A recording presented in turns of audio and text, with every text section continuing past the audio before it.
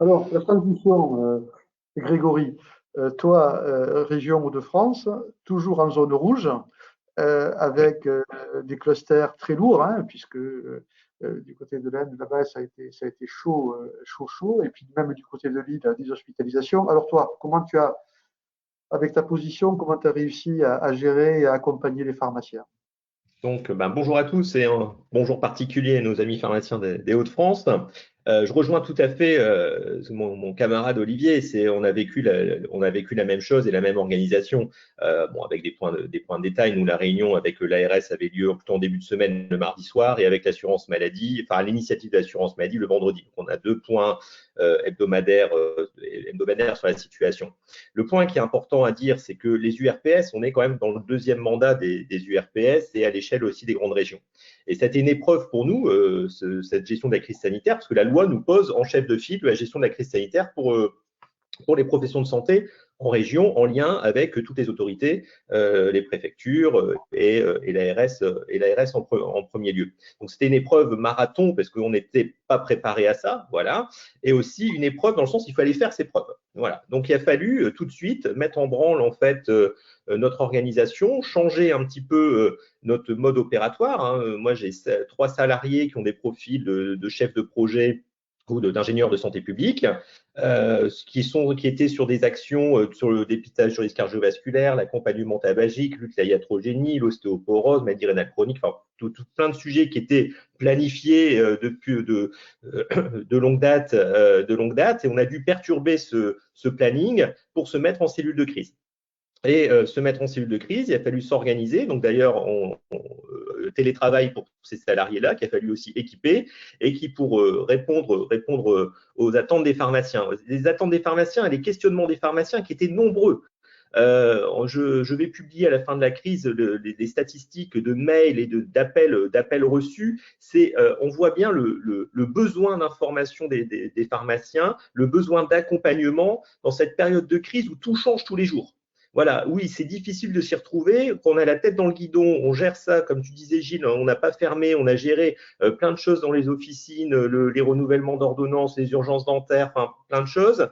Et je te remercie de ce rendez-vous dominical parce que beaucoup de pharmaciens nous ont dit que ça nous leur permettait de remonter un petit peu les batteries, de voir plus clair en fait, d'appréhender la semaine suivante de manière un peu plus lisible. Donc je sais que c'est un investissement pour toi, Bénédicte, et je tenais à le dire au nom des pharmaciens. Donc, cellule d'urgence, pour répondre aux attentes des pharmaciens, on a dû au départ de la crise gérer des choses que l'on n'avait pas l'habitude de gérer. Moi, j'ai dû contacter à plusieurs reprises la rectrice pour des problèmes de garde d'enfants. Dans un premier temps, on n'acceptait pas les enfants des préparateurs ou des pharmaciens.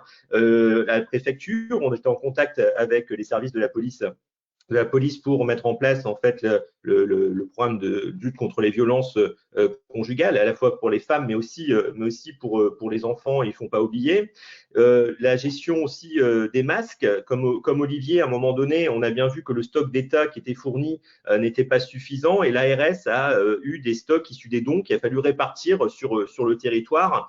Et donc, on a choisi des pharmacies relais où des pharmaciens pouvaient se réapprovisionner en masques. Bon, des masques de qualité très disparates, mais on est en période de guerre, on a fait comme on pouvait. D'ailleurs, je remercie la trentaine de pharmacies relais qui ont accepté cette mission-là parce que ça n'a pas été facile non plus à gérer pour eux. À un moment donné aussi, un manque d'alcool. On avait le droit de faire la solution hydroalcoolique, mais on n'avait plus de matière première. Et la matière première qui manquait essentiellement, c'était l'alcool. Donc nous, on a la chance dans les Hauts-de-France d'avoir plusieurs entreprises de Tereos. Alors Tereos, c'est l'entreprise de Béguincé, hein, vous savez, le sucre, hein, c'est des betteraviers, et qui produisent en fait des biocarburants à base d'alcool et d'alcool en fait de betterave. Et j'avais mis en place à l'échelle des Hauts-de-France, au niveau de l'URPS, qui a demandé une logistique mais faramineuse. On n'était pas habitué à ça, de gérer l'approvisionnement de 40 litres d'alcool offert par Tereos. Donc, nous avons assuré la logistique et les frais d'acheminement pour que les pharmaciens puissent relancer la production de solutés hydroalcooliques. Et ça c'est vraiment très, très apprécié. Et d'ailleurs, d'autres régions, après, ont pris le pas sur les Hauts-de-France pour recommander de l'alcool et en lien avec Tereos. Et Tereos a vraiment fourni des grosses quantités d'alcool et ça a permis de relancer la production de solutés hydroalcooliques. Je rejoins aussi Olivier Autant dans cette période de crise, on a géré les urgences, on a mis de côté certains nos projets qui faisaient pourtant l'objet d'un contrat pluriannuel d'objectifs et de moyens avec l'ARS, mais que l'ARS a accepté aussi de faire un temps, de faire une coupure là-dedans pour vraiment gérer au mieux cette crise sanitaire. Mais il y a un projet qui a continué, c'est le numérique. On voit bien qu'il y a eu un essor en fait du numérique, la téléconsultation, plein de freins ont été levés. Moi, je me souviens des premières réunions sur la téléconsultation.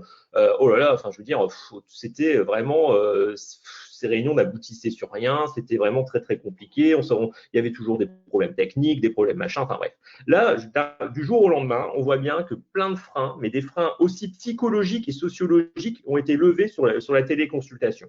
Et on voit bien que la téléconsultation, qui était quelque chose d'assez mature finalement, par rapport, les médecins ont embrayé, se sont équipés massivement, et on voit qu'il y a un bond phénoménal des téléconsultations, mais on n'avait pas pensé à une logique de parcours de soins et de se dire qu'après la téléconsultation, qu'est-ce qui allait se passer? Voilà. Donc moi, il y a une stratégie numérique qui se fait. Donc moi, c'est pas Sarah, moi c'est le GICS Santé Numérique Hauts-de-France, dans lequel les URPS sont administrateurs, et on avait défini une feuille de route numérique. Et l'item 1 de ma feuille de route numérique que j'avais définie, c'était la téléconsultation assistée à l'officine, puisqu'il y avait eu les avenants conventionnels qui permettaient de trouver la rémunération. Or, il s'avère que le cas d'usage qui s'est produit là, c'est la téléconsultation d'un médecin avec le patient qui était tout seul chez lui, et qu'après sa téléconsultation, ce patient-là qui était confiné ou malade avait une ordonnance, et qu'il fallait bien à un moment donné qu'il puisse rentrer en contact avec son pharmacien sans perte de chance pour lui. Donc, au départ, sur ce cas d'usage-là, moi, c'était vraiment le télésoin. Et ce télésoin-là, moi, il était programmé dans ma feuille de route numérique plutôt en fin d'année, parce que j'attendais aussi les évolutions conventionnelles ad hoc qui permettaient d'avoir le cadre législatif en fait pour le faire. Alors, bon, du fait du travail de fond qu'on a fait avec l'ARS, donc on a développé en fait le télésoin à l'officine. Le cas d'usage, c'est quoi? Le patient qui a eu une téléconsultation, à la fin, il y a une ordonnance qui est générée. Nous, le patient, on se connecte avec lui, on récupère son ordonnance, on échange avec lui comme s'il était au comptoir sur ses données administratives, on regarde ses traitements précédents, on coupe, on prépare l'ordonnance. Là, deux cas d'usage. Soit, en fait, il y a une tierce personne qui vient chercher les médicaments, qui les ramène à la personne, soit nous, on va livrer. On a une recrudescence phénoménale des livraisons à l'officine. D'ailleurs, Gilles, j'espère que nos revendications de rémunération pour la livraison va aboutir, parce que vraiment ça récompense un travail phénoménal en fait des équipes dans les officines, et qui serait en lien avec tout ce qu'on met en place. Ça a du sens par rapport à tout ce qui est en place. Et je pense que si tu vas parler tout à l'heure du Ségur de la santé, il faudra se servir de tous ces cas d'usage justement pour montrer qu'on est capable de faire. Ou deuxième cas d'usage, donc c'est la livraison à domicile, mais avec des règles sanitaires qui fait qu'on dépose le paquet devant la porte de la personne, et on ne rentre pas en contact physique avec la personne.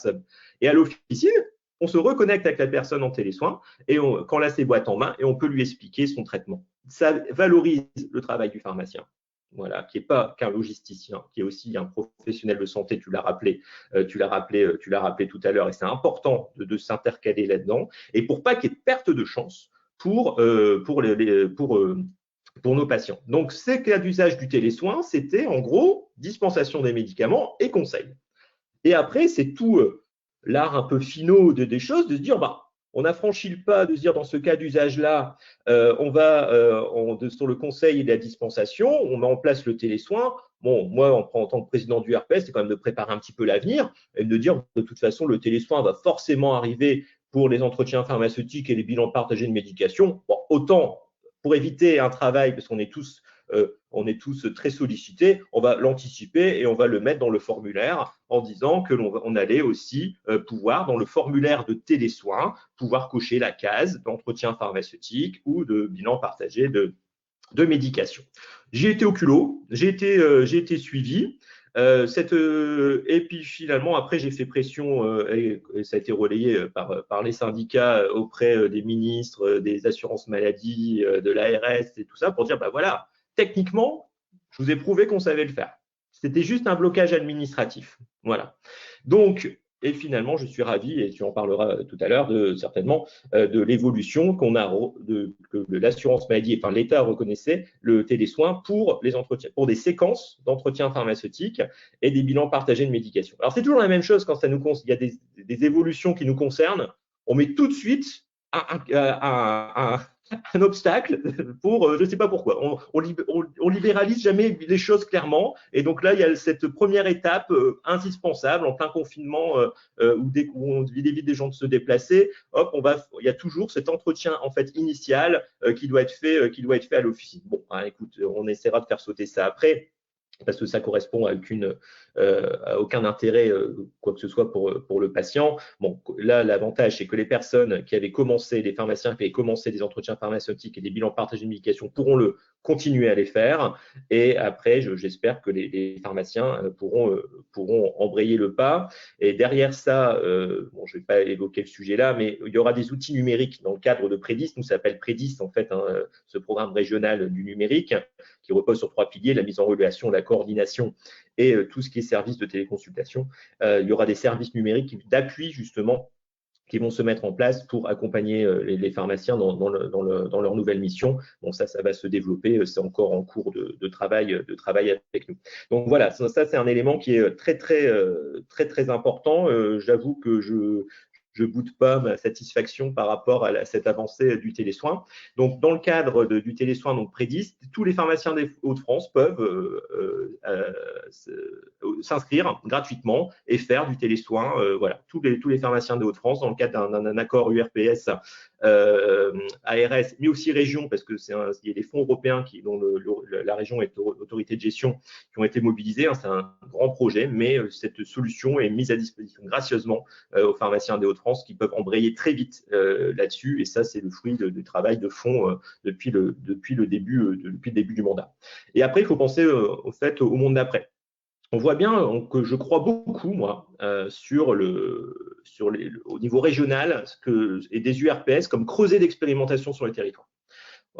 Et je l'ai vu pour le télésoin ou précédemment sur le dépistage de risques cardiovasculaires. Et on voit bien que le pharmacien a un rôle majeur à jouer, et on voit bien qu'on a été en première ligne là et on a été irréprochable. C'est pour ça que j'ai aussi du mal à supporter les attaques de la DGCCRF et j'ai fait les mêmes courriers aux autorités ici régionales et j'ai sollicité les politiques. Mais voilà, on est des professionnels de santé avant tout. On a vu qu'on était sur le front. Et au niveau régional, l'échelon territorial, pour moi, est un échelon finalement qui a fait ses preuves. Voilà, on s'est organisé, la débrouille a été locale. Et donc, il faut tirer ces expériences-là, toutes les creusets d'expérimentation que l'on a pu faire, nous, en région, pour valoriser ça et qu'on puisse arriver avec des propositions claires au Ségur de la santé.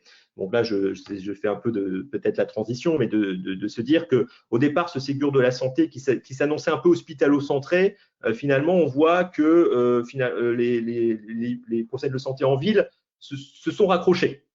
Voilà. Mais il ne faut pas oublier que si on veut résoudre les problèmes de l'hôpital, il faut aussi résoudre les problèmes en ville, parce que c'est profondément lié. Donc, et je pense que là, l'échelon territorial, tout ce qu'on a pu mettre en place de la relation ville-hôpital dans le cadre des URPS et tout ça, ça doit servir à quelque chose, ça doit être entendu, puisqu'on a fait l'épreuve dans la région. Voilà, je suis un peu bavard, j'espère avoir répondu aux différentes questions et aux attentes. Merci beaucoup, Greg. Merci déjà parce que tu as utilisé les télésoins et poussé le télésoin avant même que les textes ne soient sortis, ce qui a permis, alors que c'était quelque chose qui était voulu et poussé par l'USPO, ce qui a permis de le valoriser et de le mettre en place. Juste peut-être rappeler un point aux confrères, c'est qu'aujourd'hui, les télésoins, tu en as parlé rapidement, ne peuvent se mettre en place qu'à condition qu'un premier entretien ait déjà été fait en présentiel. C'est une première étape. On va essayer d'avancer, on va essayer d'aller un peu plus loin. Aujourd'hui, c'est comme ça. Et je te rejoins quand tu dis que les URPS sont vraiment des creusets à faire les choses. Regarde la vaccination, regarde les télésoins, c'est né comme ça. Et ça, après, on l'a valorisé, on l'a développé sur le territoire. Et je crois beaucoup en ces expérimentations. Donc, un grand merci. Et enfin, le télésoin est en pharmacie. Il faut le continuer et il faut qu'on puisse le développer. Merci. Oui, merci Grégory pour tout le travail que tu fais. Je sais que tu fais l'unanimité dans la région par rapport aux choses concrètes que tu as mis en place et qui sont vraiment extrêmement novatrices, puisque voilà, c'est toujours l'intérêt d'avoir une région qui permet de rassurer le politique national qui a toujours des craintes en disant on peut pas généraliser d'emblée, il faut expérimenter, il faut tester, il faut voir qu'est-ce que ça donne, etc. Et donc d'avoir des régions dynamiques comme la tienne permet à toute la profession de pouvoir avancer beaucoup plus rapidement et à faire passer des messages et à empêcher les vents contraires de nous retarder, parce que tu vois bien que, et tu le sais très bien, qu'on n'a pas que des alliés chaque fois que la profession avance. On a quelques gens qui sont dans l'ancien monde et qui aimeraient y rester. Mais non, on va faire bouger les choses. En tout cas, merci pour tout ce travail, cet investissement. Je sais que c'est lourd, que c'est compliqué, que voilà, ça fait des responsabilités régionales, des responsabilités nationales et également la pharmacie à gérer également, et que tout ça demande beaucoup d'énergie, beaucoup de doigté. Et derrière, quand on a des résultats, mais quand je vois ton sourire, ben c'est bien, ça veut dire que tu as réussi à faire avancer les choses. Et un merci pour toute la profession. Merci à toi. Dans les masques.